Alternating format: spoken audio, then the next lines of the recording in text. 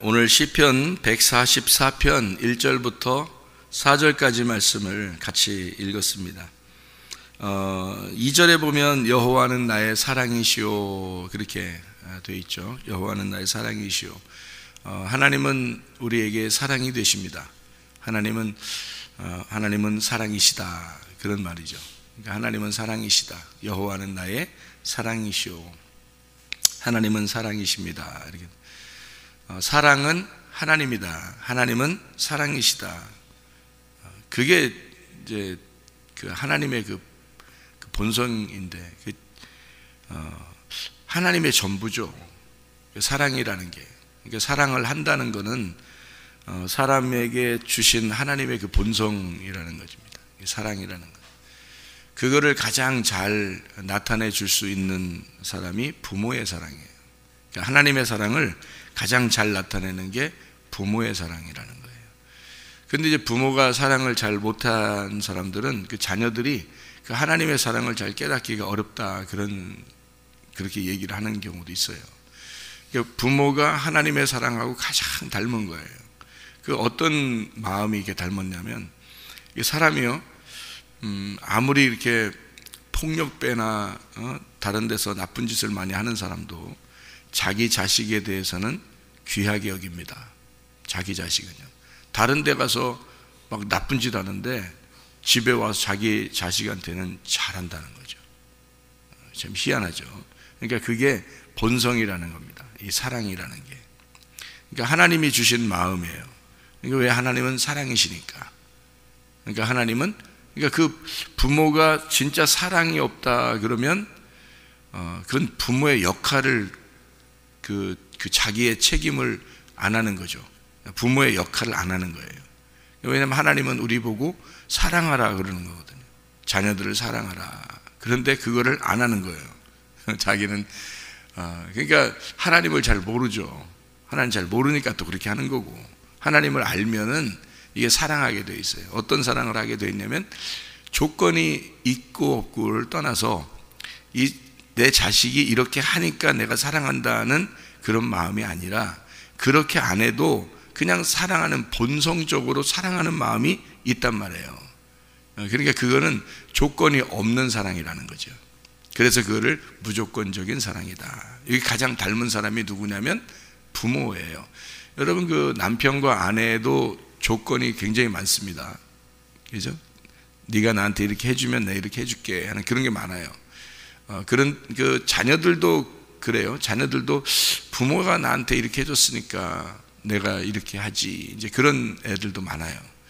그런데 부모들은 정상적인 부모예요. 비정상적인 부모 말고요. 정상적인 부모는 자녀한테 뭘 기대해서가 아니라 본능적으로 그냥 그게 된다는 겁니다. 본능적으로. 그거를 이제 하나님의 사랑이다라고 볼 수가 있는 거죠. 가장 닮았다. 하나님의 사랑은 아니지만, 하나님의 사랑과 똑같진 않지만 많이 닮았다. 그래서 자녀들을 위해서 희생하는, 부모의 마음은 자녀들을 위해서 희생하는 거죠. 아이를 건지고 자기가 그 반동에 의해서 떨어져서 죽었다는 그런 부모들도 있고 뭐 이러잖아요.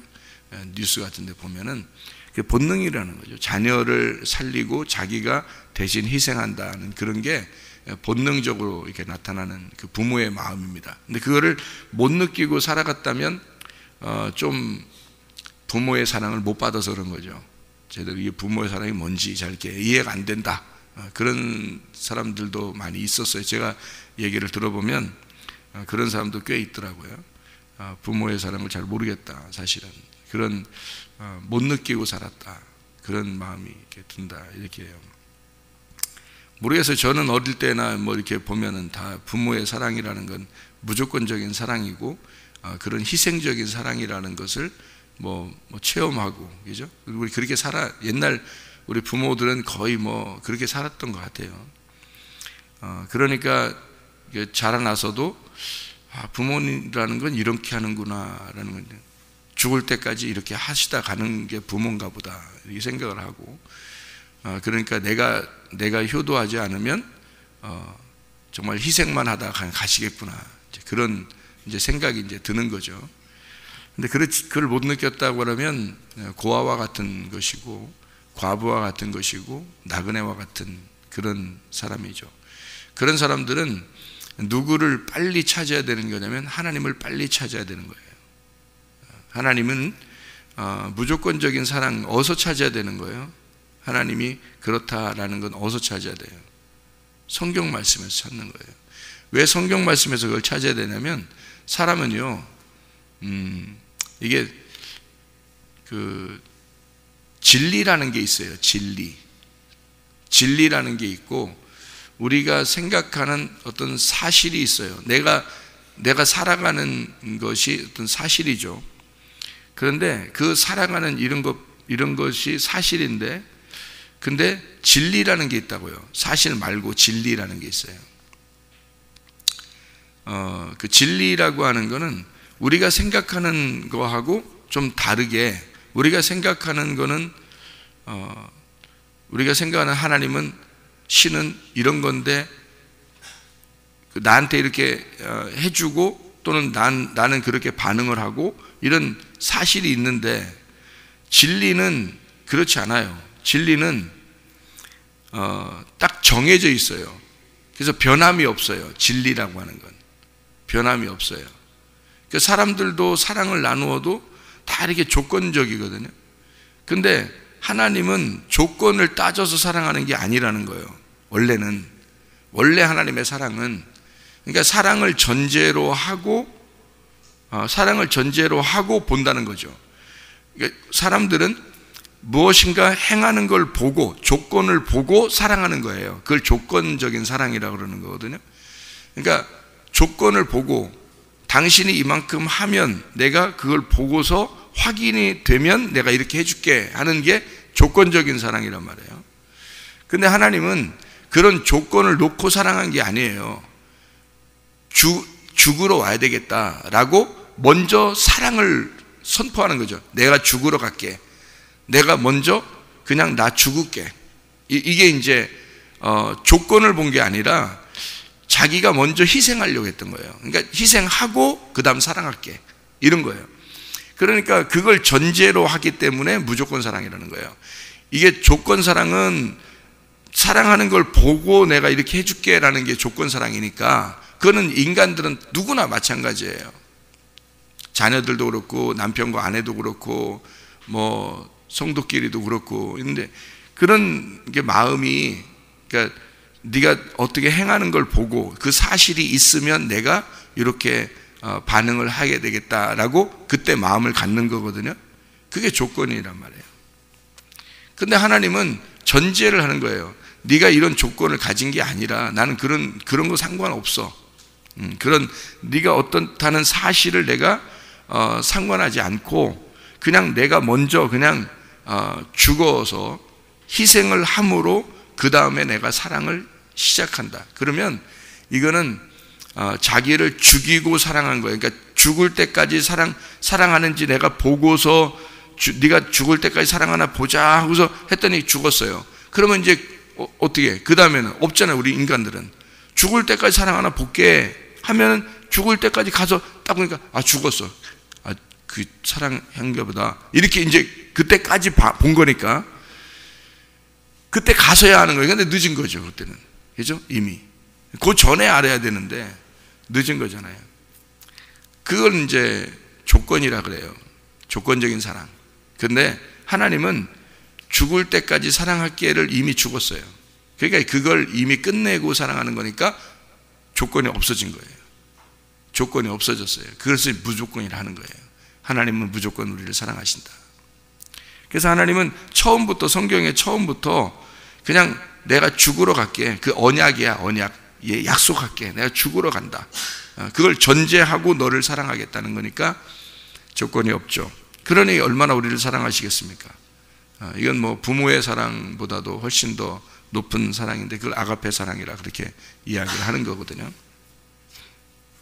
그래서 여호와는 나의 사랑이시오. 그분은 나의 사랑이시다. 그분은 조건을 갖추지 않은, 조건 없는 사랑을 가지신 분이다. 하나님은. 그래서 그런 사랑을 가지신 분이니까 우리는 그 하나님의 사랑을 깨닫기만 하면, 이제 못 깨달으니까 그렇지, 깨닫기만 하면 그 사랑을, 자, 남편과 아내가, 자녀와 부모가 정말 날 사랑하는구나 라는 걸 깨닫게 되면 어때요? 마음이 뭉클해지고요. 마음이 슬픈 게 아니라 마음이 뭉클해지면서 속에 있는 뭐예요? 엔돌핀이 막 생기겠죠. 예. 그러니까 사랑받으면 엔돌핀이 막 생기는 거예요. 몸이 면역 체계가 막 강해지고 건강해지는 겁니다. 몸도요. 몸이 반응을 하는 겁니다. 그 의미를 깨달았을 때 속에서 몸이 반응을 하는 거예요. 그죠? 나를 사랑하는구나 라는 것을, 의미를 깨달을 때 몸이 반응하죠. 영도 마찬가지입니다. 의미를 깨달았을 때 영이 반응하는 거예요. 진리라고 하는 건 어떤 사실에 근거하는 게 아니라요, 진리 자체가 사실인 거예요. 그래서 진리는 이미 정해진 겁니다. 그러니까 정해진 사랑이기 때문에 이 진리를 깨닫게 되면 그 의미가 내게 반응을 일으킨다고요, 우리한테. 근데 이거는 우리를 배신하지 않아요. 그러니까 진리라고 하는 건 배신하지 않는다고요. 그 진리니까. 근데 우리가 뭔가 근거를 통해서 내가 확인해야 되겠다 그러면 그거는 나중에 아니게 되면요, 날 진짜 사랑하는 줄 알았는데 안 사랑했어. 그럼 어떻게 돼요? 그걸 뭘 당했다 그래? 네? 뭘 당했다? 사기당했다? 사기당했다. 사랑하는 줄 알았더니 사기를 당했다. 그래요? 그러면 무슨 마음이 들어와요? 네? 무슨 감이 들어와? 무슨 감? 배신감이 들어오죠. 배신감이 들어오면 막 미치겠는 거죠. 그죠? 배신감이 들어오면, 그 배신감이 들어오면요, 사람이 쓰러집니다. 사람이요. 멀쩡하던 그 등치 아무리 커도요, 배신감을 딱 맞아버리잖아요. 배신감이라는 화살을 딱 맞아버리면 하면 그 다음에 푹 쓰러져 버려요. 사람이 정신이 푹 쓰러져요. 며칠 동안 뭐 정신 못 차려요. 몇 년 동안 정신 못 차리는 사람도 있고요. 이렇게 배신감을 이렇게 딱 느끼게 되면, 그러면 정신이 없어져요. 푹 쓰러져 버립니다. 사람이 몸도 푹 쓰러지고 진짜 영이 깨져 버립니다. 배신감을 느끼면요. 여러분, 배신감 많이 느껴봤나요, 여러분? 여러분, 배신감, 그러니까 배신감을 느끼면 있잖아요. 그런데 가장 가까운 사람한테 배신감 느끼면 더 큽니다. 그러니까 이게 그냥 화살, 이렇게 이만한 화살로 이렇게 탁 맞으면 이렇게 하는데 말이에요. 막 그 전봇대만한 화살로 그것도 거기에 불 붙여가지고 꽉 맞으면 그냥 그냥 사망에 가까워져요. 사망에 그냥. 전 그거 맞아봤거든요. 전봇대만한 화살에다가 불 댕겨가지고 거기다가 불 화살을 팍 맞아보니까요, 그냥 정신을 못 차려요. 몇 년 동안 정신을 못 차리고 그냥 몸이 망가지고 영이 깨지고 막 그런 걸 경험을 했어요, 제가. 그래서 배신이라는 게 얼마나 무서운 건지를 제가 알았어요. 저는 사람들한테 배신을 먼저 하진 않습니다. 그래서가 아니라 원래 그런 정신이 그런데 그런 사람이 있더라고요. 진짜로 그 배신이라는 게 있더라고요. 그래서 이게 불화살을 맞고 이게 쓰러져 보면 그게 얼마나 무서운 그 독화살인지를 알게 되거든요. 그러니까 사실을 근거해서 우리가 살다 보면은 어느 날 배신을 당할 수가 있단 말이에요. 그러면 정신을 못 차리죠. 근데 하나님은 이런 사실에 근거하지 않고 하나님 자체가 진리란 말이에요. 진리는 변함이 없어요. 변함 없는 걸 전제하고 시작을 하는 거예요. 그걸 진리라고 그러는 거예요. 그러니까 몇천 년, 몇만 년이 지나도 똑같은 거예요. 그게 진리라는 거죠. 그런 게 진리라니까 그걸 믿어야지. 사실에 근거한 거는 어느 날 바뀔 수 있는 거예요. 그러니까 우리가 살아가는 건 어느 날 바뀔 수 있는 거란 말이에요. 그러니까 그거를 붙들고 있다가는 그거에 의해서 배신을 당할 수 있다는 거지. 자, 여러분, 사람은 완벽하진 못해요. 사람은 그래서 사람 붙들고 있다가는 어느 날 이게 실망할 수가 있다는 거지. 그러니까 그거 사람을 붙들고 있다가는 실망을 할 수가 있어요. 부모도 자녀도 남편도 아내도 사람. 근데 진리라고 하는 건 변함이 없기 때문에 진리를 붙들면 배신을 안 당합니다. 그게 말씀이에요. 그래서 이 세상에 있는 부모보다, 이 세상에 있는 남편보다, 이 세상에 있는 우리의 가지고 있는 것보다 훨씬 더 성경에는 아름답고 좋은 것을 우리에게 소개하는데, 그게 바로 하나님 아버지를 소개해 주는 거예요. 고아들에게, 과부들에게 예수라는 신랑을 소개해 주는 거예요. 근데 이건 몇천 년, 몇만 년이 지나도 변함없어요. 그거는 이 말씀이라는 건. 그러니까 이 말씀은 진리라 그러는 거죠. 그러니까 이 말씀은 전혀 우리를 배신할 수가 없어요. 배신하질 않아요, 이 말씀은. 그러니까 이 말씀을 붙들면 배신을 안 당하는 거죠. 근데 사람을 붙들면요, 배신당한단 말이에요. 어느 날 실망하게 되는 거죠. 그런데 이 말씀은 그렇지 않잖아요. 그러니까 이 말씀이 이 땅의 소망이 아니라 하늘나라의 소망, 이 땅의 집이 아니라 하늘나라의 집을 우리에게 소개하는 거예요, 성경은. 그러니까 그게 진리죠. 결국에는 죽어도 똑같이 이루어져야 되는 게 진리인데, 우리가 죽으면 바뀌면 안 되잖아요. 죽으면 바뀌면 그거는 진리가 아니죠. 근데 죽어도 변함없이 되는 게 진리란 말이에요. 근데 죽어보니까 사람들이 죽어보면 어디로 가요? 진짜 하늘나라라는 게 있단 말이에요. 그러니까 죽어보면 그 영의 세계가 분명히 있고 그게 성경이 맞다는 사실이 거기 가서도 증명된단 말이에요. 그러니까 성경 말씀은 예전이나 지금이나 앞으로도 계속 똑같으니까 그걸 진리라 그러는 거란 말이에요. 그러니까 이 진리를 붙들자는 거죠. 이게 우리의 생각을 붙드는 게 아니라, 우리의 사실을 붙드는 게 아니라 진리를 붙들자는 겁니다. 그러면 우리는 그 진리 안에서 진짜 행복을 가져올 수 있다는 거예요. 그러니까 하나님은 우리를 사랑하신다. 자, 하나님이 날 사랑하신다는 걸 붙들고 싶어요? 다른 게 날 사랑한다는 걸 붙들고 싶습니까? 하나님이 날 사랑한다는 걸 붙들면 이거는 죽어도 그게 사실이에요. 죽어도 그게 진리고, 그건 우리가 죽을 때까지 살다가 죽어도 그게 진리가 되는데, 우리가 사람들이 날 사랑한다라고 생각했는데 그거는 그 사람이 진짜 속마음 속에 막 처음부터 알파와 오메가로 사랑하는지는 우리가 모른단 말이에요. 여러분 진짜 그렇게 사랑하십니까? 아내를 그렇게 사랑하나요? 알파와 오메가로? 안 되는 거거든요. 부모와 자녀가 그렇게 돼요? 안 되는 거거든요. 근데 그걸 흉내는 낼 수 있죠. 그 정도를 흉내는 내는 게, 그게 하나님의 그 사랑을 가장 많이 흉내낼 수 있는 게 부모란 말이죠. 부모. 하나님 완벽한 건 아닌데 그 아가페 사랑을 가장 흉내낼 수 있는 게 부모라고 하는 얘기는 거지. 알파와 오메가로 완전한 사랑을 이룰 수 있는 분은 하나님밖에 없어요. 인간은 할 수 없습니다. 왜냐하면 그분은 진짜 죽었잖아요. 죽으시고 사랑하겠다는 거예요. 진짜 죽으시고서 사랑하겠다는 거예요. 죽음을 전제로 하고 사랑하는 거예요. 그러니까 이건 진리라는 거지. 죽었으니까 죽을 때까지 사랑하는 게 완성됐잖아요. 이미 완성을 시켜놓고 사랑하고 있으니까 변함이 없는 거야, 예수님은. 그게 진리라는 거예요. 사람들은 항상 변할 수가 있다. 병원에 이렇게 신방을 가서 가만히 이렇게 병원 사람들을 이렇게 보니까 말이에요, 참 안타까운 그 사연들이 참 많더라고요. 안타까운 사연들이.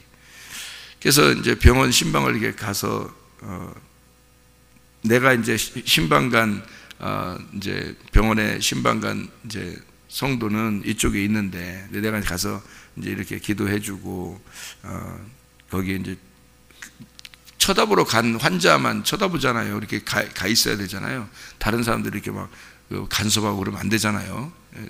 참견하고 그러면. 그래서 이제 이쪽에 기도해주고 이제 이렇게 있는데, 옆에 이제 환자가 자꾸 막 얘기를 걸어요. 말을 이렇게 자꾸 걸어요. 근데 말을 막 웃기게 잘해. 근데 뭐라고 얘기를 하냐면 변비가 생겨서 화장실을 못 간다는 거예요. 그래서 뭐 죽겠다는 거예요. 한 3일 됐다는데 막 죽겠다는 거예요. 뭐 먹지도 못하고. 그래서 이만큼씩 먹는다는 거예요. 이게 계속 막 이렇게 배가 이렇게 부해지니까, 변비가 있어서. 그 이제 너무 안타까워서 그 얘기를 막 너무 진지하게 이렇게 막 웃기면서 이렇게 하는데, 우리는 속으로 웃긴데 이제 그분은 너무 진지한 거죠. 할머니이신데.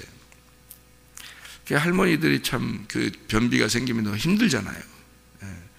그래서 이쪽 환자에게 이제 제가 제 신방간 환자에게 기도해주고 이렇게 있다가 그쪽에서 얘기를 걸어서 이제 이렇게 쳐다보니까 너무 안타까운 거예요. 누워서 세상에 그거 똥만 나왔으면 살겠다는 거예요. 너무 안타까워서 제가 이제 목사님이라고 얘기를 이제 소개를 해줬단 말이에요. 그러니까 그 사람 목사님이세요? 이제 그 교회를 잘 몰라요. 교회를 이제 뭐 교회를 가는 건 막 싫어하는 사람이에요. 그럼 제가 어떻게 해요? 물어봤죠. 어떻게 제가 목사인데 또 기도 한번 해드릴까요? 그렇게 했단 말이에요. 그랬더니 그건 또 받으려고 하대요. 이게 워낙 아프니까 그런가 봐요. 워낙 아프니까 기도해 주세요. 그러더라고요. 기도해 주세요가 아니라 그냥 내가 기도해 드릴까요? 그럼 똥 좀 나오게. 그러니까 예, 그래요. 너무 이제 자기가 곤란하니까 그러더라고요. 그래서 배에 이렇게 다 손을 얹고요. 머리에 손을 다 얹고요. 하나님, 너무 불쌍하지 않습니까? 이게 하도 3일 동안 똥이 안 나왔다는데 힘들지 않습니까? 하나님, 여기 가스가 다 빠지고 여기 변비가 해소될 수 있도록 다 나오게 해주세요 라고 기도를 이제 간절하게 하고 이제 나올 거예요. 오늘 저녁 기대하세요 라고 이제 하고서 왔단 말이에요. 그 다음날 이제 신방을 갔어요. 이쪽 환자에게 신방을 딱 갔는데 이 할머니가요 막 좋아가지고 한 무대기를 쌌다 이거야. 한 무대기를. 근데 얼마나 이게 목사님이 이게 기합을 넣어줘서 이게 기도를 모르니까, 기도라는 말을 잘 모르니까 이 기합이 효과가 있었다는 거야. 그래서 목사님이 기합을 넣어주니까 한 무대기를 쌌다고 말이야. 효과가 있더라고. 막 이러면서 막 좋아하더라고요. 제가 가니까 막 좋아가지고 막 그러더라고요. 근데 그날 이제 제가 이 얘기를 하려고 했던 게 아니라 그 옆에 또 하나 환자가 있었는데 이 눈을 이제 수술했는지 이 눈을 이렇게 감고 있는 거, 이렇게 붕대로 이렇게 감고 있는 거예요.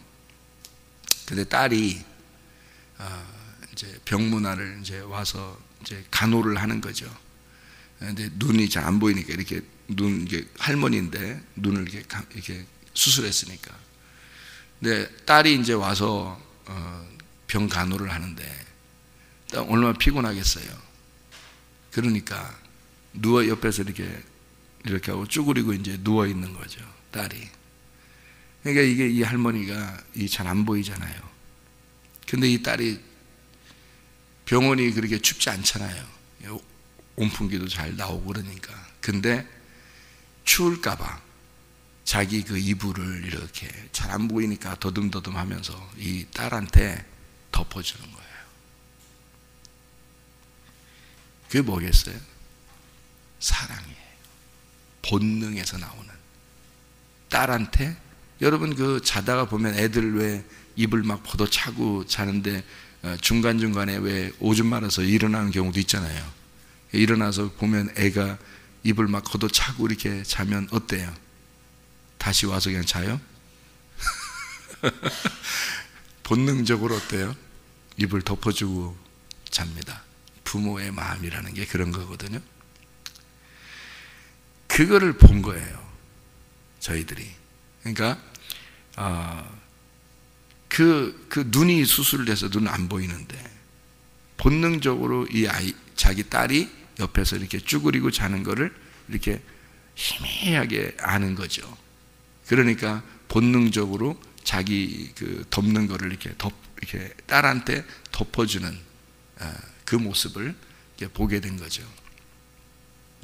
저게 사랑이다. 사랑이다. 누가 가르쳐줘서 그럴까요?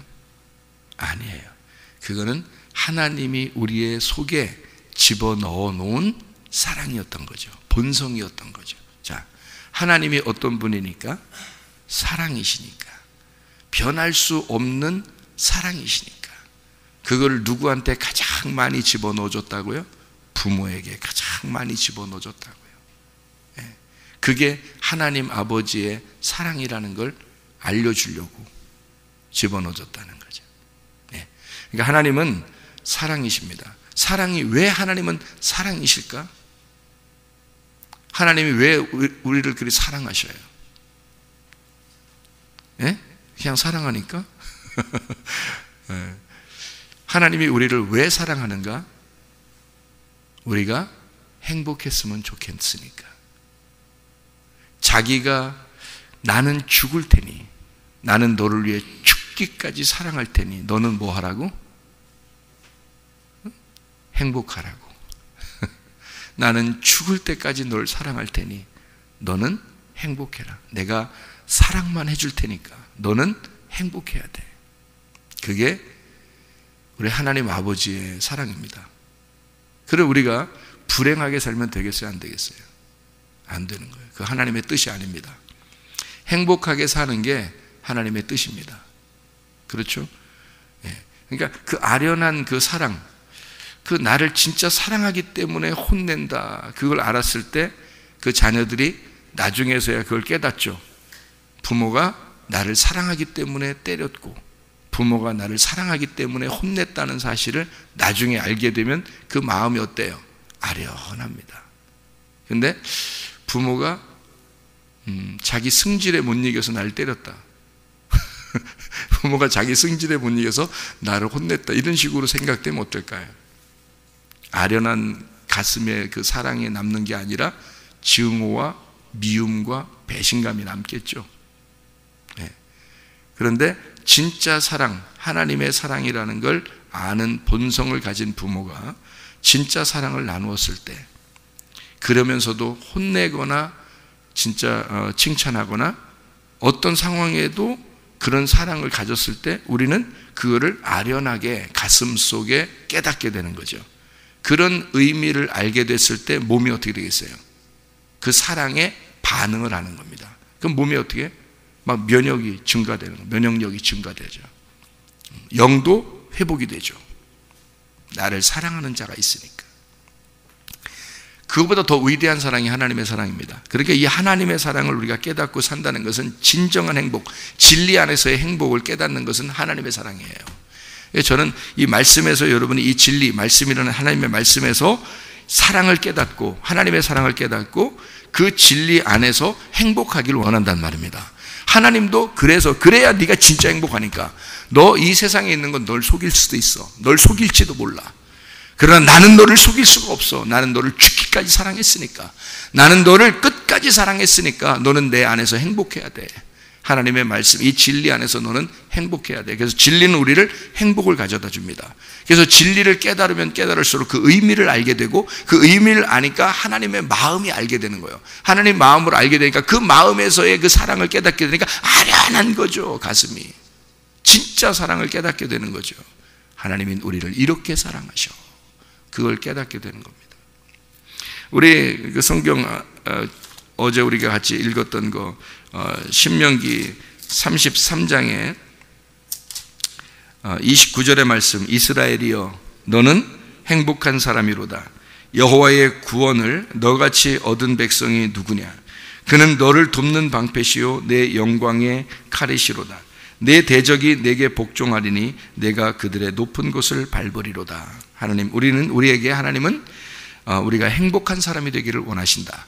이 행복한 사람이 되기를 원하시는데 그냥 너 행복해야 돼, 그게 아니라 내가 네 편 돼줄게. 내가 네 편 돼줄게. 항상 너는 내가 같이 있을게. 내가 임마누엘 할게. 내가 너의 방패가 되고 내가 너의 칼이 될게. 그러니까 너는 항상 승리할 수가 있어. 항상 너는. 그러니까 마귀에게 우리가 진다는 것은 불행한 겁니다. 마귀는 우리에게 행복을 뺏어가려고 그러는 거예요. 그게 마귀예요. 그러니까 마귀는 불행을 주려고 하는 거니까 그 마귀를 우리가 이겨야 되잖아요. 그러니까 마귀를 이겨야 되니까 우리의 방패가 되시고 칼이 되시는 주님이 나와 함께 내 편 되시니까 항상 이길 수 있는 거예요. 그러니까 항상 어떻게 할 수 있는 거예요? 항상 어떻게 살 수 있는 거예요? 행복하게 살 수 있는 거예요, 사실은. 근데 불행하게 만들려고 해. 속이는 거지. 너는 죄인이야. 너는 나쁜 놈이야. 하나님이 너 사랑하시겠어? 하나님이 너 같은 거 사랑하시겠어? 너 맨날 실패하잖아. 너 맨날 그렇게 실수하잖아. 너 맨날 죄짓잖아. 너 같은 거 사랑하겠어, 하나님이? 너 잘해야지 하나님 사랑하는 거야. 너 알잖아. 너도 너한테 잘하는 사람 좋아하잖아. 너한테 못해주는 사람 네가 좋아하냐? 아니, 나한테 못해주는 사람 안 좋아하는데. 너 미워하는 사람 네가 좋아해? 아닌데. 너 좋아하는 사람 네가 좋아하지? 응. 그러니까 하나님을 어떤 식으로 만드는 거예요, 마귀는? 조건적인 하나님 만드는 거지. 네가 잘할 때 너한테 사랑해주는 하나님을 만드는 거지, 이 마귀는. 그죠? 마귀는 그렇게 우리를 속이는 거예요. 그런 사랑은 이미 끝났다니까요. 하나님에게서는 죽어버렸으니까, 나를 위해 죽어버렸으니까 이미 끝난 거란 말이에요. 그래서 사랑으로 완성, 십자가가 사랑의 완성이에요. 그것으로 이미 완성해놓고 우리를 사랑하기 때문에 변함이 없단 말이에요. 하나님은 그래서 변함이 없는 사랑을 가지고 있는 게 진리야. 근데 마귀는 조건을 내걸어. 이렇게 해야, 네가 이렇게 해야 하나님이 널 사랑하지라고 조건을 내건단 말이에요. 그게 마귀야. 그러니까 조건에 자기가 부합하지 못하면 어떻게 돼? 불행하다고 느껴지는 거죠. 나 불행할 수도 있어. 나한테 이렇게 이런 화가 온 것은 내가 이런 잘못했기 때문에 그런 거야. 하나님은 어떻게 해요? 네가 잘못해서 그런 게 아니라 너가 잘못한 것 때문에 내가 죽었어. 그래서 네가 지금 잘못해서 화가 오는 게 아니라 그런 화를 마귀가 만들어낸 거야. 그런데 나는 그걸 통해서 나는 너를 교육하고 싶어. 난 너를 가르치고 싶어. 하나님은 우리를 학습을 하는 거죠. 가르치려고 하는 거지. 마귀는 우리를 가르치는 게 아니라 우리를 불행하게 만드는 거지. 그렇죠? 마귀는 불행하게 우리를 끌고 내려가는 거고, 하나님은 그걸 통해서 가만히 두시고 있어. 어떨 때는. 왜? 네가 승리해서, 내가 너와 함께 있으니까 네가 승리해서 올라오기를 기다리는데 그걸 학습을 한단 말이에요. 가르쳐 주는 거예요. 뭔가 우리에게 뭔가 가르쳐 주는 거예요. 그래서 고난받는 것이 내게 유익이라. 다윗이요, 시편 119편 71절에 고난받는 것이 내게 유익이라. 그걸 통해서 뭐 했다고? 하나님의 율례를 배우게 되었나이다. 아, 이게 나를 교육시키는 거였구나. 그 고난이라는 게. 마귀는 고난을 주려고 그러고 불행을 주려고 하지만 하나님은 그걸 통해서 어떨 때는 기다리신다. 왜? 너가 그걸 통해 배워야 하니까. 하나님의 사랑을 배워야 하니까. 하나님의 무한한 그 사랑을 배워야 하니까. 그리고 너는 행복이 무엇인지를 배워야 하니까. 전도서 하나 읽고 마치도록 하겠습니다. 전도서 6장 6절 말씀. 그가 비록 천년의 갑절을 산다 할지라도 행복을 보지 못하면 마침내 다 한 곳으로 돌아가는 것뿐이 아니냐. 여러분, 행복하게 살아가는 것은 하나님의 뜻입니다. 그 뜻에 반응하는 사람들이 되어서 진짜 행복한 사람으로 살다가 주님 만나시기를 바랍니다. 기도하겠습니다.